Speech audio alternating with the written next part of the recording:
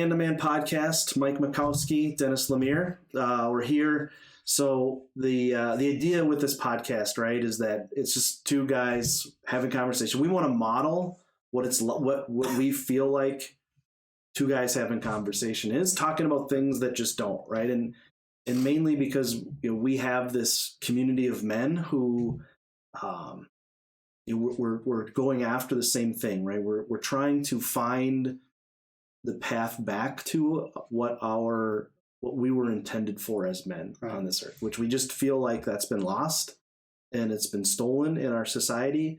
And at some point we kind of have to find our way back, right? John Eldredge in one of his books says that the gospel is lost and every generation is tasked to refinding it.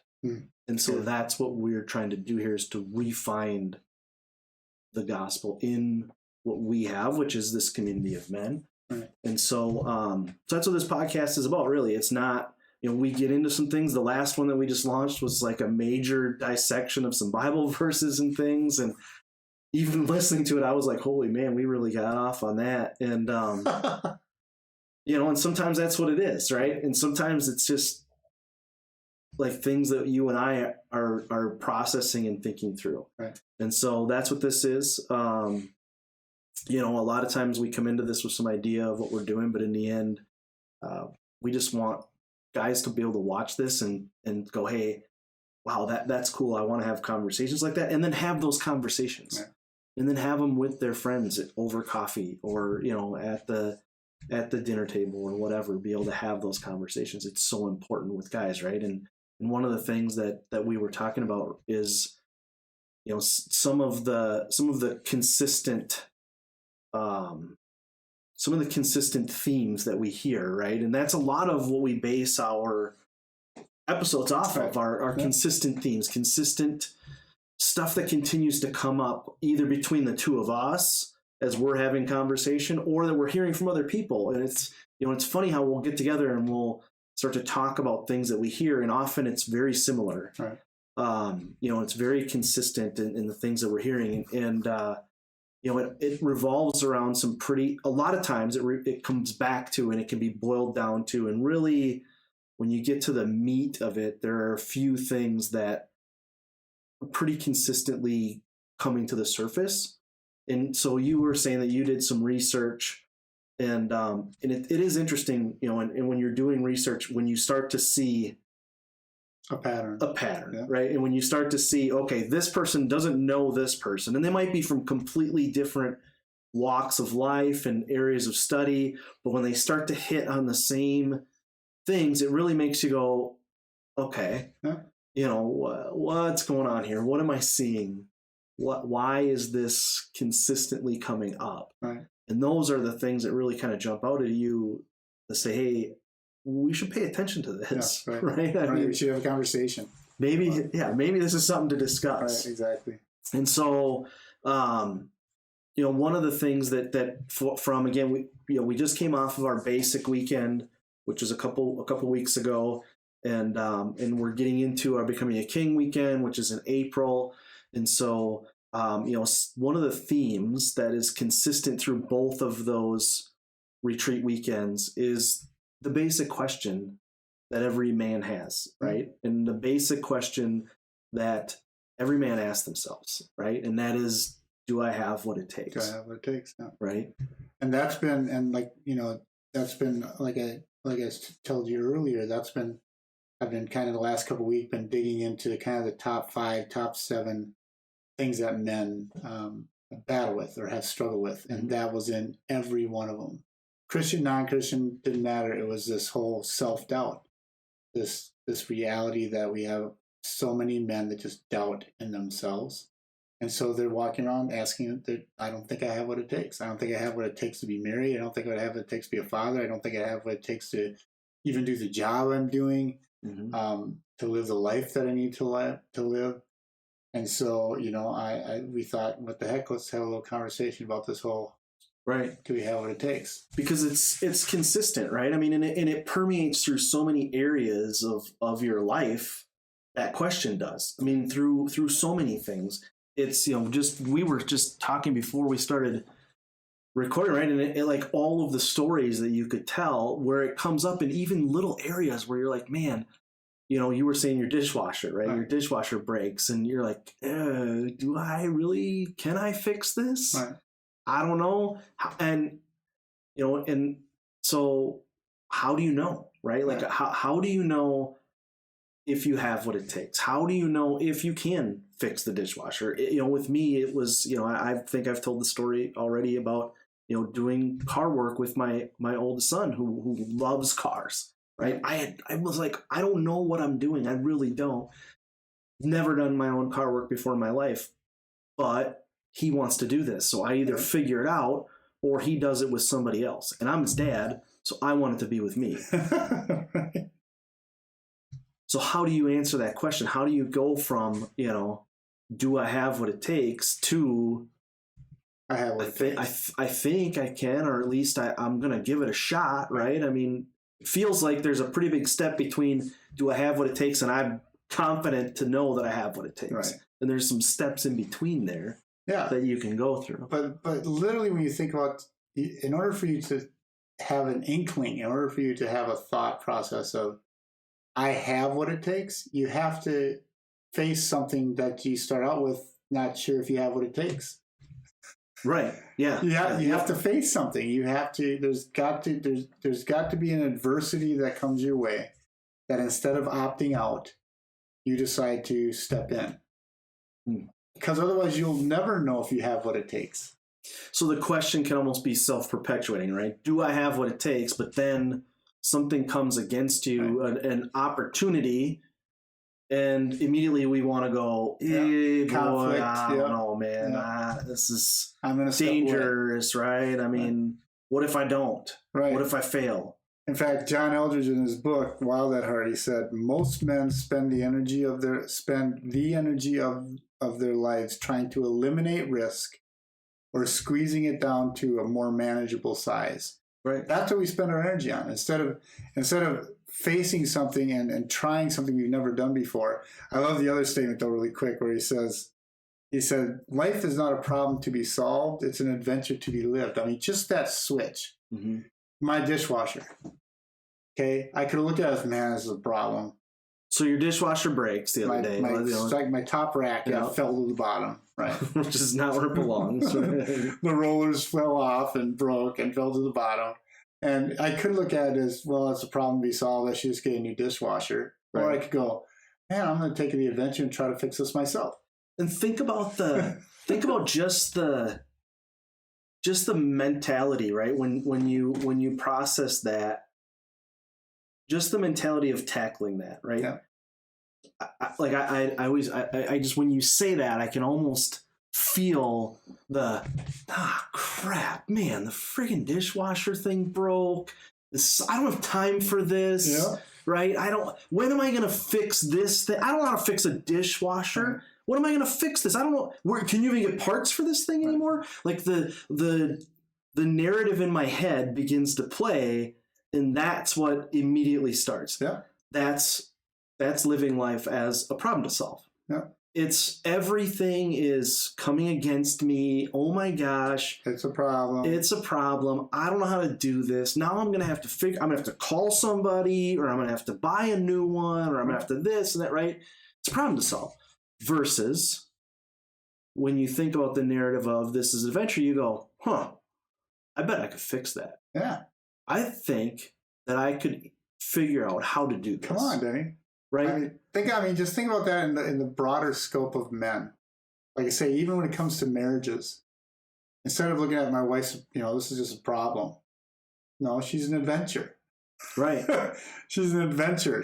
That's why Paul calls it a mystery. There's supposed to be mystery in our life. There's supposed to be adventure in life. Instead of opting out because we consider it to be a problem, stepping in and going, what can I discover? How can I grow? How can I become better at this?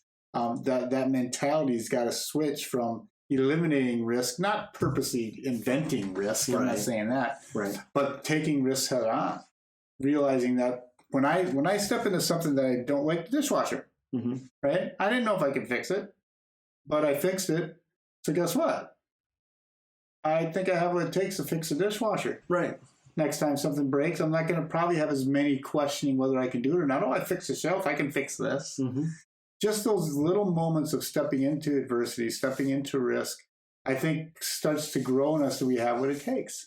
It almost becomes ridiculous. Like at this point, yes, some ways it is ridiculous, frankly, for me. At this point, I feel like I can fix everything. Anything breaks in my house now, I'm like, wow. Right? Like right. the other day I get in my truck and the truck didn't start when I was up at Basic. My truck didn't start. Yeah, that's right. I remember that.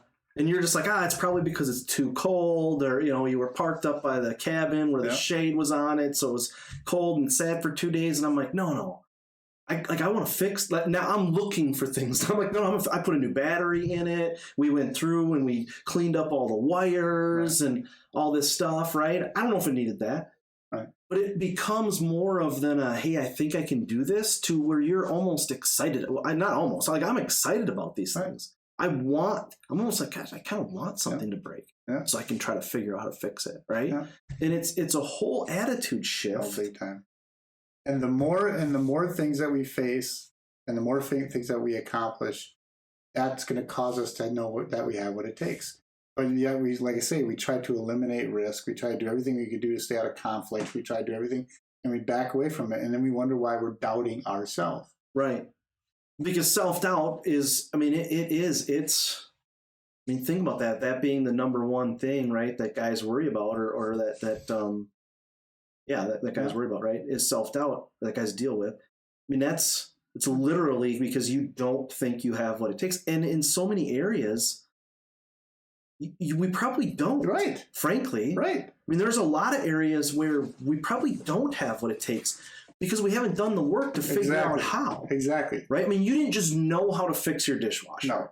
It wasn't like you just said, okay, I'm going to fix this, and the knowledge flooded into your brain, and you went to the store, grabbed the perfect parts, and fixed it, right? There was a process that you had to go through, and that process probably included gathering some information, right? Maybe reaching out to somebody. Guess what I had to do?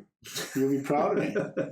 I had to order it online and have it shipped to my house. Oh, man. Come on now. The fact that you got that to live, man. You know me when it comes to computers. Buying stuff and me scared that someone's going to get my credit card and take all my money. Serious. That thought process went through my mind. Every time I buy something online, I think to myself, who's going to get my credit card number and then empty my account? Every time. So those of you that know me, I'm just not the best at computers. So I took it as an adventure. I'm doing this. I'm going to get it part. I even shipped it early, spent the money to get it here quicker. Adventure to be lived. Right. So you had to do some research. Yeah. You had to seek advice from somebody more knowledgeable than yourself, right? Yeah. You didn't just know what parts to order because you were, you had to do some research, figure it out, find out from somebody else who knew more than you. Right. How do I fix this? Is it possible even? Some stuff isn't fixable, right? And then you ordered the parts, and then you had to actually take some action and try it. Right. Again, I know when you get stuff like that, it doesn't come with step-by-step directions. No, it didn't come with any directions. No, that's what surprised me, because I'm used to the manufacturer's opinion on how to put it together. Right. Like we said in that one podcast, But literally, I opened the box and there was just the parts and no direction. And I was like, it's like challenge, right? So what did I do? Literally, I tried to figure it out without the directions, and I couldn't.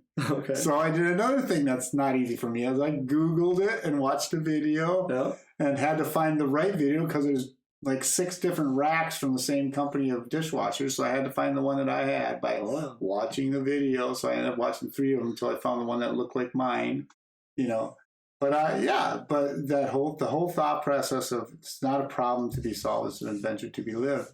And I'll tell you one story I did. I think I've told you the story before about Tyler, though, when he was a 7th grade, or he was in 5th grade football.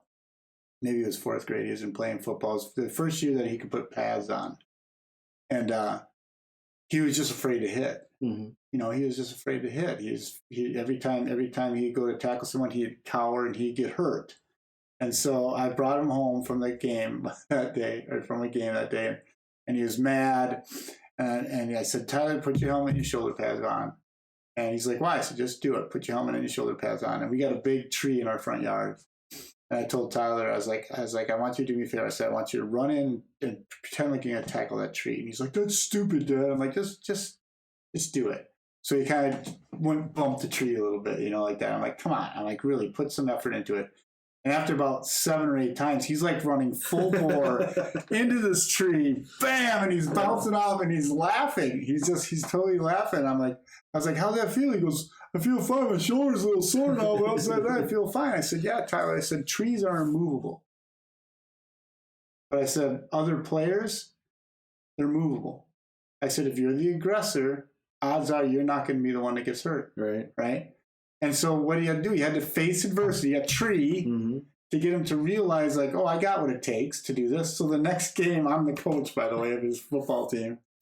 And he's playing end on defense. And this running back comes around the end, and he hammers this guy, and the guy goes flying down right in front of me, and he's not getting up, and I'm high-fiving Tyler, like, yeah, right over this kid that's hurt. I'm like, yeah, and I'm like, oh, are you okay? But it changes perspective. Right. Why? Because he realized that he had to face something that might be difficult in order for him to say, I have what it takes to make a tackle. Right. I mean, it's a shift from, it's not a problem to solve, it's an adventure to live.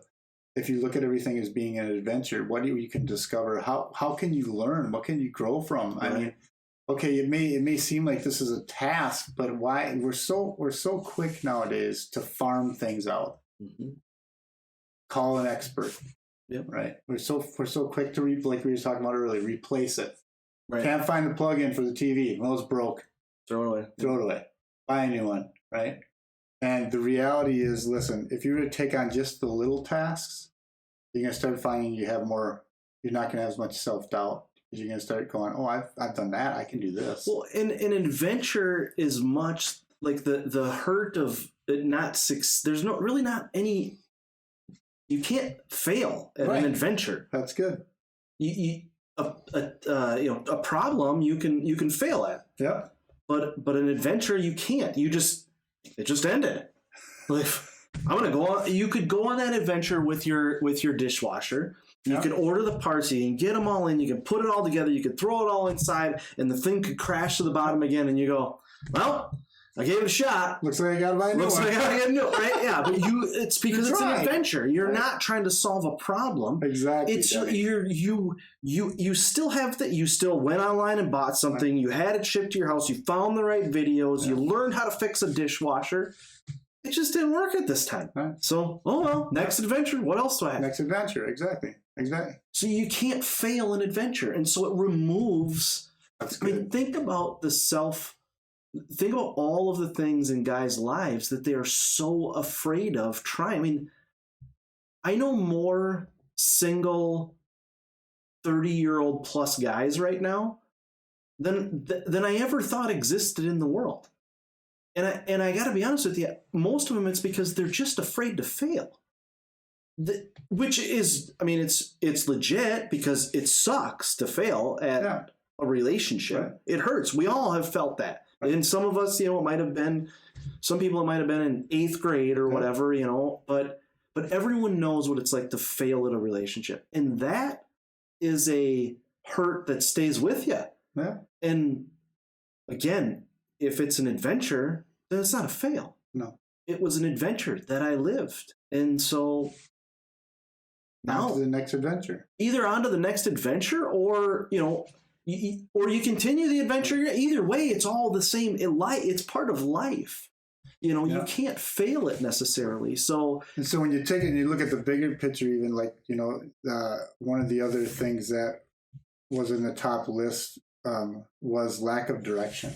Right. So if you have self-doubt, you're obviously going to, when it comes to your dreams and the mission in your life, is like just, of course you're going to have lack of direction because you don't feel you have what it takes to accomplish it. Right. And that's why I think mystery is so much got to be involved. The mystery, things of the unknown shouldn't be something that keeps us from doing it. Things of the unknown should cause the drive to discover what we can know. Instead of the mystery side and the adventure side, that's supposed to be there so that why? man, if it's a mystery, I'm going to find some clues to figure this thing out. You know, so instead of so if we have self-doubt, we're going to have lack of fulfillment of our dreams. I mean, it just tumbles down. Well, and if you think about lack of I'm sorry, I can't think of the word I'm trying to say right now, but direction, lack of direction, right? You don't need direction if you're on an adventure. That's true. You just sometimes you don't, right? I mean, sometimes you don't even know the right way. Sometimes you're just like, hey, we're gonna figure this out. We're just gonna go, right? And we're gonna figure this out. No, I'm not saying direction it's never bad to have direction, but if you find yourself in a moment in time where you don't have direction, then you just where is the adventure in this? Right. Where is the next thing that I can do to continue to move on until I find some direction? Because it's, the one saying from, in Wild at Heart is, is when that Bart says in the basic videos is, when a man is living his true life as his true self, every day is an adventure. Yeah. Right? So when you reach that point, that's when you're truest, is when you're living every day as an adventure. Right. That's when you really get to your true self. And so that lack of direction becomes less, it's not like life ending. You may have times, and not to say like you're always going to be self-confident and you're always going to have direction, but it's not going to be debilitating when you don't. No. It's going to be something where you go, okay, you know what? I don't know where I'm going right now. And maybe I'm not so confident in what I'm doing. But I've been here before. Right. And, like we talked about, I've killed my lions. I've killed my bears. So I can make it through this. Right. I know I can make it through this, even though I've never faced a giant. Right. But I think I can make it through this. Yeah. Yeah. Well, that's just so interesting because in Wild at Heart, he says, don't ask yourself what the world needs. Ask yourself what makes you come alive. Right. And go do that. Right. Because what the world needs is people who have come alive. Right. Yeah. Right. And that's the whole point of what we're that's what I think is so interesting about facing adversity, facing challenges, facing a mystery, facing the unknown, is the realization of when you're as a man, in the midst of trying to figure it out, that's where you come alive. Right. Right. Yeah. That's totally where you come alive. When you get it, in the moment you get the brakes on your car and you're like, this is how you do it, and you see it start to come together, something stirs inside of every man. I'm asking everybody, hey, do you need brakes then? Right. They're like, no. Right. Because why? Because you are accomplishing a task. You are accomplishing something that was unknown to you that you're making known now. Right. That's how you come alive. And that's at the same time, you got me excited because that's even the same time where, okay, say I didn't fix the dishwasher, right? Right. It was the process. That's why I in me personally, I don't look at the directions right away. Sure. I look at it and go, can I figure this out by myself? And I will try, just like I did when I did the whole dishwasher rack. I didn't have directions. Mm-hmm. So I thought, well, I'm going to give it a shot. And then when I found myself starting to break things, I'm like, no, I better get directions, right? Now I need to figure this But out. that whole adventure side, that whole realization of that we are built, God designed men in a way that when we look at something that we don't understand or don't know, he wants us to step into it, not push it away. Because it's the stepping into it, trying to figure it out that actually causes us to come alive. Right. And it's the act. And it's like you say, it's not always fixing it. No. But you can't, then I can say, I tried. I gave it my best effort. And it applies to so many other areas too, right? I mean, this applies to, if you think about, my kids, me, myself and my kids, right? I mean, it applies to the relationship with my kids. Instead of, oh my gosh, I don't know what I'm doing. Like half the time I have no idea what I'm doing with these kids. I've never had a 16 and a 13-year-old son before. And so they come up with stuff and I'm just like, I'm supposed to deal with this? And they're looking at me going, yeah, you're dad. This is your job, right? And I'm going, I don't know. I have no idea what I'm doing right now. Right. But it's the adventure of figuring it out with them that leads us into so many cool things, right? it's, from dumb stuff like I'm chipping ice out of my driveway yesterday with Josiah because he was going to fix his car. Well, you can't fix your car on a skating rink, and everything in Minnesota right now is a skating rink because of the defrosting, refreezing thing. Right. So we're literally out there with, I've got a shovel that was broke, the handle broke off, a metal shovel, and I'm chipping it, and he's got an axe, and because we're going through 4 inches of ice. I mean, there was snow mounds on either side of the driveway that melted into the driveway, and now it's a skating rink. Yeah. It's a nice skating rink, but we don't want it to be a skating rink. We need it to be a driveway again. So we're chipping this ice, laughing, and having a good time with it. Like, I can promise you, I can tell you with 100% certainty that a year and a half ago, we don't chip ice in the driveway. Neither one of us is laughing and chipping ice in the driveway. Right. We're angry. We're, screw this. We're not working on the car today. We'll wait till it warms up. We'll, whatever. It's a problem. We can't do this. We can't, Minnesota sucks. We're moving to another state, right? Like, that's what we would have been doing. Right. But we weren't. We were having fun. Yeah. He, even Josiah, this is now, I'm starting to see this in my kids because this kid's got a lot of tools. For a 16-year-old kid, I bought him a tool set. Other people have given him tools. He's got a lot of tools. He starts to take his car apart and he comes to this bolt. He's like, what is this? And I'm going, I've never seen that before. I don't know what it is. Right. It's all of these little, it's like a 25-prong star bolt, and I'm like, good luck. And again, a year and a half ago, that would have been, I can't believe these stupid bolts and these stupid cars, right? But he looks at me and he goes, I'm gonna go to the store and see if I can find this. Have at her. He had to go to 2 different stores. Mm. He went to Harbor Freight, which has just about everything, right? They were like, we don't have anything like this. And I'm thinking, and he calls me, he's like, hey, Harbor Freight didn't have it. And I'm like, uh-oh, Harbor Freight doesn't have it. Like, right. We're in trouble here. This may be a get it from the dealership type of thing. Right. He goes, I'll figure it out. So next thing he calls me back, hey, Napa or AutoZone or whatever had it. And I'm thinking, how random is that, right? Some auto parts store happened to have this one. He comes home with this one tool, not a set or anything, right. Just this one bit that he needed to take this. I'm like, and he was happy and excited and all this stuff. I'm like, man, this is living life and adventure. Yes. This is living life, thinking about things in a whole different way than what he and I have previously lived life in. Right. And watching him do this, it's just, as a dad, I can't think of anything better than watching a kid do it. And so when we're talking to other guys and they're, they're like the thing that drives me nuts the most is guys that say to me, I got to watch my kids tonight. It's like, oh, you're lucky we're not together because I would punch you in the face right now. Like, you don't watch your own kids, sir. Those are your kids. You go hang out with your kids. Right. You go have adventure with your kids. Right. You go play with your kids. Yeah. I don't ever watch my kids unless I'm watching my kids do something cool. And when you think about, I don't know, for me, when my kids were young, when Tyler was young, everything we did was an adventure of some sort. Teaching him how to ride a bike.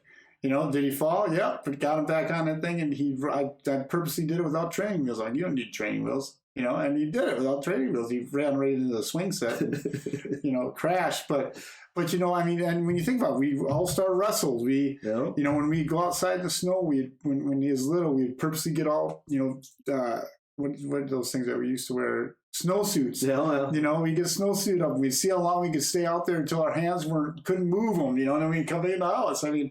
Everything that I did not everything, but the majority of things I did as a father to a son was putting him in these places of adventure, of fun, of challenge, of, nowadays when you look at it, don't run, don't climb a tree, stop doing that, you're going to hurt yourself. You might. You're stealing the adventure you're stealing the adventure of a young boy when you say that. Why? Because he wants to run. Right. I love the video that one of the guys I think it was from our Year with Men, sent us of his kid dressed up in in a Spider-Man suit or whatever. And he's jumping and flipping on the couch, and he's, that's in every one of us as men. Right. That little boy still lives in all of It us. still lives in all of us, and that's the thing that, if we want to trigger that, then start doing things that you don't think you have what it takes, and do it anyways. Right. And you're going to start realizing, maybe I do have what it takes. And some of it's fun, and other things are fixing dishwashers. The adventure part of it is a blast. Right. That's the fun part. The thing that we stay away from the most is the actual thing that's going to cause our hearts to sing and come alive. The challenge of not knowing but trying it anyways is the very thing that causes us to have the confidence that we need to face the next thing. Romans 5:3 says, "We can rejoice too when we run into problems and trials, for we know that they help us develop endurance, and endurance develops strength of character, and character strengthens our confident hope of salvation." There's a process when we face things. There's something that God does in us that gives us strength to endure the next one and the next one. I think that's important. So I want to slow down here. We kind of get going, right? And when we're going fast, but that verse literally spells out the process to success. So let's read that again, will you? It says, first off, we can rejoice. Yep. Two, when we run into problems and trials. First is a problem and trial. Yeah. Right. So you run into something. You run into a problem. Yeah. Okay. Yeah. Or a trial. Yep. For we know that they help us develop endurance. So working through that, not just running into it, right, but working through that problem helps to develop endurance. Right. Okay. And endurance develops strength of character. Endurance. So it's not, hey, you run into a problem, you develop strength of character. No. Which I think a lot of times that's what we feel like. Oh yeah. Right. Iron sharpens iron. Well, yeah, in time. Yeah. Right. Yeah. That endurance is what sharpens it, right, and gives you that strength of character. Right. Yeah, and we usually skip the endurance part. Right, because it's hard. We run into a trial, we run into a broken dishwasher. Yep. Let's replace it. What endurance does that have? Let's hire someone to bring in a new dishwasher from Menards and put the new one in. There was no endurance done there. Right. At all. No. So do you think your character is going to be developed because of that? No. No, you just spend money. Spend money. That's it. Right. There's no character development. And then I love that the endurance develops strength of character, and character strengthens our confident hope of salvation, the realization of hope. It strengthens our hope that I can do it, that I can make it happen. That I have what it takes. I have what it takes, right? In order for you to know you have what it takes, you got to do something that I almost had it. There's a cool saying there, and I almost had it. In order for us to know we have what it takes, we got to do something that we don't know if we have what it takes. There's a different way to say that. I'm getting all mixed up. I'm trying to come up with a cool statement, and I can't. So yeah, it's that process, right? Is so going through that process. The hard part with most guys is that process starts with a problem. Right. It starts with running into hardship. Yeah. It starts with running into something that you don't want to run into. You don't want your dishwasher to break. I don't want my kids to go through hard times.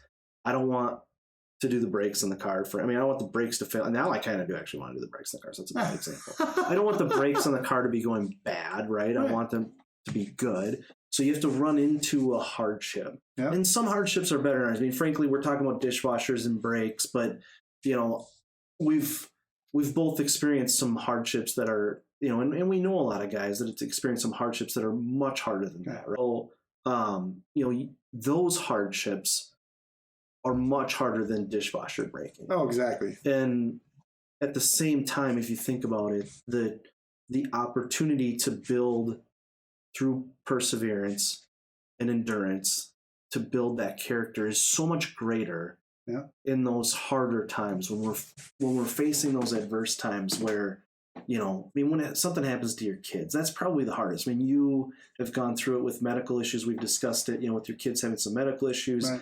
I've gone through it with my kids with some, we just had, again, bullying, right, in schools and stuff. And, and I don't mean like,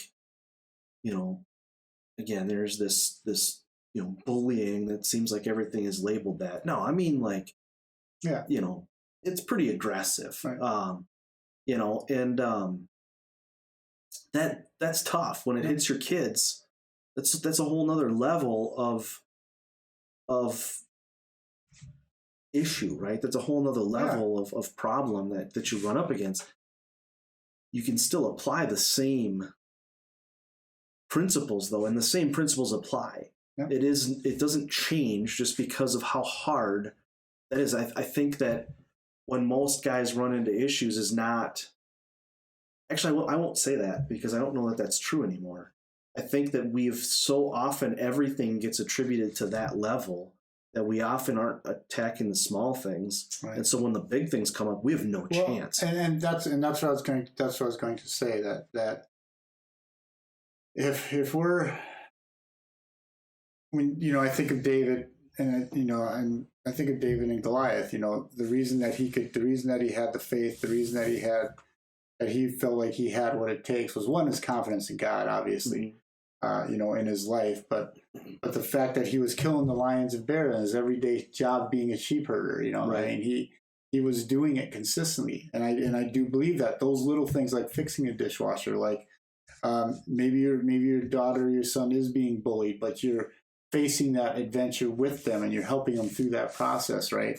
Each one of those are going to make us ready for the next thing. Right. In James, it talks about that. It says that, dear brothers and sisters, when troubles of any kind come your way, consider it an opportunity for great joy, for you know that when your faith is tested, your endurance has a chance to grow. So let it grow.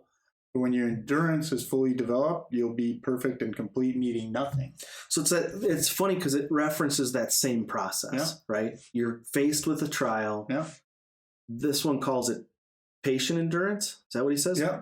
Yeah. So when your faith is tested, your endurance has a chance to grow. So let it grow. Yeah. Endurance. Right. You're growing that endurance. Right. You're able to sustain. Yeah. Again, how many times do we think? You did an audio, 3 minutes, right? About like how long is it going to take, God? And I do that. I probably did it yesterday, right? Like, come on, God, really? How long is this going to be? That's developing that endurance. Right. That's continuing to work that muscle, right? Is what it is. And then if you pull the adventure side into it, which is what? Well, how long is it going to be? But then the scripture says that God's working on my behalf 24 hours a day, 7 days a week. So what are you doing? Right. That's the adventure part. That's the mystery part. Realize he's not sitting around doing nothing, because I know what scripture says. He's working on my behalf right now. He's not working against you. No, he's not working against you. Right. So if you switch into the adventure of, okay, God, how long? But then you go, okay, it may be taking long, but I know you're doing something. You are acting on my behalf right now. So I can't see it, but that adventure side of it is, what are you doing? God, I know you're doing something. So, what are you doing? Pulling that adventure back into it again. Maybe taking a long time, but at the same time, once again, I'm on an adventure, right, with you, God. And I just read that story. I don't know if we can bring it up, but I read that story in my daily reading the other day, and it just blew me away because I thought it was so funny. Talking about an adventure, right? When Jesus went to get the first disciples, right? Yep. And in Matthew 4. Now, this to me is it's jacking with me, because I'm thinking, oh my gosh, talk about the first couple of months, right? One day as Jesus was walking along the shore of the Sea of Galilee, he saw two brothers, Simon, also called Peter, and Andrew, throwing a net into the water, for they fished for a living. That was their occupation. So he's at their work. Yeah, I love this. This is so Jesus, right? Jesus called to them, hey, come follow me and I'll show you how to fish for people. It's like, he just shows up and says, follow me. And this is what I love about it. And they left their nets at once and followed him. I mean, can you imagine, because they heard about Jesus at the time. They heard what he was doing. Could you imagine the adventure that must have, for them to leave their occupation? Right. Just to be like, all right, I'm done. I'm done.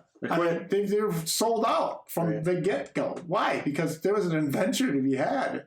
Jesus was taking them from their story into a kingdom story, into something that they had no idea what they're going to get or expect, right? But they jumped into it. And then watch this. And they left their nets that once had followed him. A little further up the shore, and he saw two other brothers, James and John, sitting in a boat with their father Zebedee, repairing their nets, and he called them to come too. They immediately followed him, leaving their boat and their father behind. I mean, they're like, I'm in. Dad's like, hey guys, come on, man. What's going on? All right. And then this is what's so cool. This is what happens next. Jesus traveled throughout the region of Galilee, teaching in the synagogues and announcing the good news about the kingdom. And he healed every kind of disease and illness. News about him spread as far as Syria, and the people soon began bringing to him all who were sick. And whatever their sickness or disease, or if they were demon-possessed or epileptic or paralyzed, he healed them all. That was the adventure that Jesus invited them on, to leave your stuff behind, leave your little story behind. Let's jump into a bigger story. Imagine if we were to think of that in everything we do. That's not just about the problem or about the little story, but there's a bigger story happening that Jesus invites us into every day. That's the adventure. The reality is that we're living in a physical world, but we're guided by spiritual concepts. And we don't know them all. Mm-hmm. But to get to know them all and to try and to figure it out, that's a part of the design that God created us men to be, is to not give up on something, to not put it aside, to not minimize it, to not keep from risk, but to actually step into it. And if you want to have more confidence in yourself instead of having self-doubt, and if you want to be, ready for anything, face them, step into them, so you don't fix it. It's the endurance, it's the challenge that causes you to think for the next one, I can do that. If I did that, I can do that. That's our attitude. That's where we should be, I think. No, it's good. Yeah, it's good. And that answers the call of those issues that men have, right? I mean, that's it's funny how so many men are struggling in those issues, right? Or struggling with that question, do I have what it takes? And the main issues, like you said, you were seeing those themes, that they echo back to that question. And I mean, it's pretty, the answer is right there. Yeah. But it's so hard to... When it comes to our dreams, this has just hit me. When it comes to our dreams and direction, if they're God's dreams, of course we don't have what it takes. God's always going to give us something that's going to require bigger than ourselves. Right. If it's a God dream, if it's a business you're trying to start, or whatever the case would be, and it's God's dream for your life, of course we're going to lack the confidence. Right. But it's the journey, it's the challenge, it's the adversity, it's all those things that cause us to be strengthened in our own self-confidence. Well, because if he gives you something that you can just do, then the process doesn't start. The process doesn't start. So you're not building endurance and then coming into confidence and faith and hope, right? The process doesn't start. No. And so first you have to run into that. Yeah. Well, what that was. First you have to run into that. Jesus. Yeah. Is it a warning? Adventure. So in order to proceed forward in the process. Right. Yeah. So, and we talk about often, right? This is one of the things that we talk about, and we've been discussing it. It's encounter and process. Yeah. First, the disciples encounter Jesus. First, you encounter an issue that you run into, and then you enter into the process. Yeah. And it's not like, hey, it's an encounter or an issue and then a solution. Right. It is an encounter and then a process. Right. So. Right. Because that's what gives you the confidence to tell yourself that you have what it takes. Right. Is the reality that I'm going to do something that takes some time to do. I just have to start out small. Like you say, paint your wall if you've never painted before. I don't know. Yeah, say yes to the next thing that makes you go, man, I don't know if I can do that. There you go. I'm going to try to figure it out. That's the challenge right now. Yeah. That's the challenge right now from this podcast. The next thing that you go, I don't know if I can do that. Do it. Do it. Try it. Do what it takes. Try it and see what happens to your soul. And go on and post. There you go. Leave a comment. Yeah, there you go on Facebook. Go on YouTube. Leave a comment. Let us know. Yeah. those things that you're doing. Yeah, my light bulb burned out. I changed it for the first Didn't think time. I could fix Bam. that thing, right? Yeah. Yeah, what it takes to change the light bulb. Cool. All right. So like the page, Yeah. share this so we can spread the message. It's the only way we get our message out is by people sharing it and spreading it around. So do that. And sign up for the Becoming a King retreat coming up in April. Yep, and just so you know, there's another basic coming up in McGregor that I'm helping lead in McGregor, Minnesota. That's coming up here at the end of March. Cool. So March 30th through April 2nd. So we'll link that to the. It's not linked on the events page now on our website, but I'll get that information up so people can go there and get that info too. Cool. All right.